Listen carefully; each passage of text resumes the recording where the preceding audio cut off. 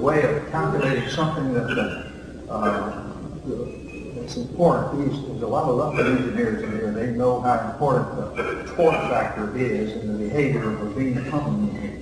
And this is a way of understanding what the torque factor is that Joe or no one else knew. This formula didn't come along until maybe the late 1960s, and Joe was doing all of this design work in the 50s. So he didn't have this.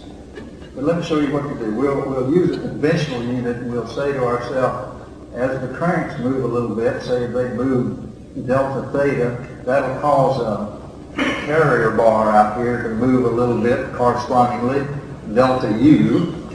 And then we use something called conservation of energy. We say that the work done over here at the carrier bar is the same as the work done over here at the reducer, at the cranks. And this is a statement of conservation of energy. This is the work done at the carrier bar, and this is that's equal to, by conservation principles, the work done at the gear reducer. And if you define the torque factor as a number to be multiplied by the rod load, you get, as a result, the torque at the gear. And by a little bit of manipulation, you can decide that the torque factor is just a quotient of the distance moved by the carrier bar divided by the angular distance moved over here at the cranks. And if you divide through all of this by delta t, delta t being a little time increment that corresponds, adds to the limit, you calculus students pay attention, you get a simple little formula for the torque factor. It's simply the quotient of the carrier bar speed, up and down, divided by the crank speed, which doesn't change very much. And this is the very thing that Joe was working so hard on with his new geometry, to make that carrier bar speed low as you're going into the upstroke, lifting the heaviest loads.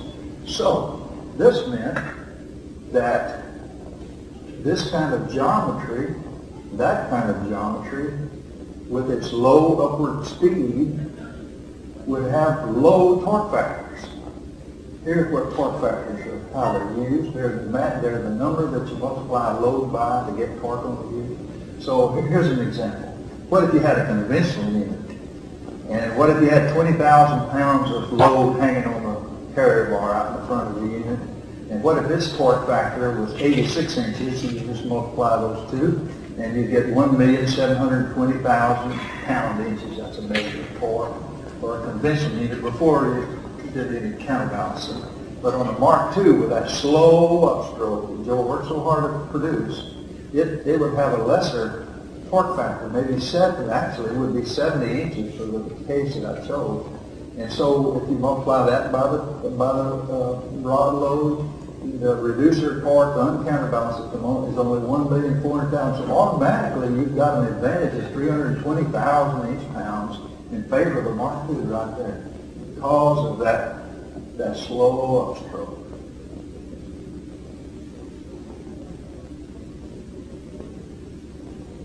I'll go to the grave, Joe, and I'll never ask you. I'll have many opportunities to ask you. If you knew this was happening when you designed the Mark II, or if you just loved it. Don't answer that. Did Joe know that a unit with low off-bottom acceleration and a slow upstroke would be a world beater in torsional performance? Was it luck or serendipity? Or did he have a seat-of-the-pants feel that it would happen? See, this formula didn't exist. That understanding of the torque factor did not exist when he was doing the work. And I'll go on to the next.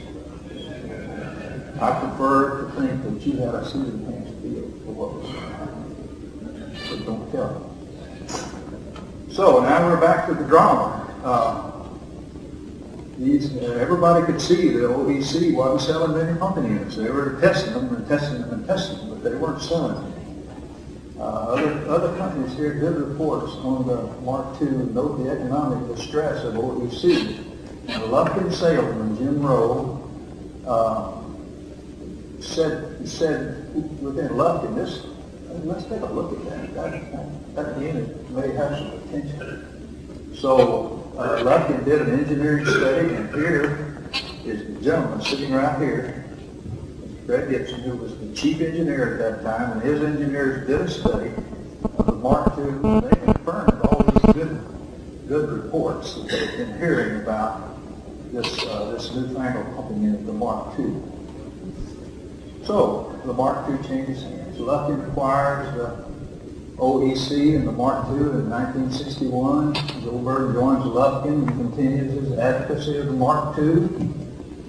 Lufkin, to build a gearbox with a large shaft was child's play for Lufkin. That was nothing.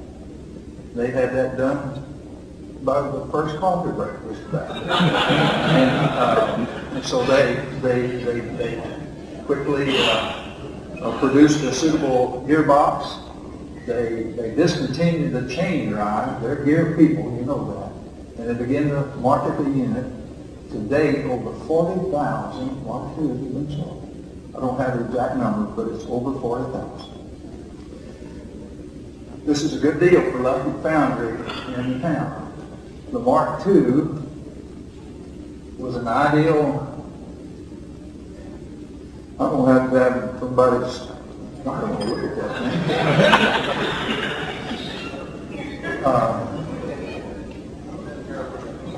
That's an aggie for you. Laser pointer right now. I went to Rice too, but it doesn't show. So let's see. Here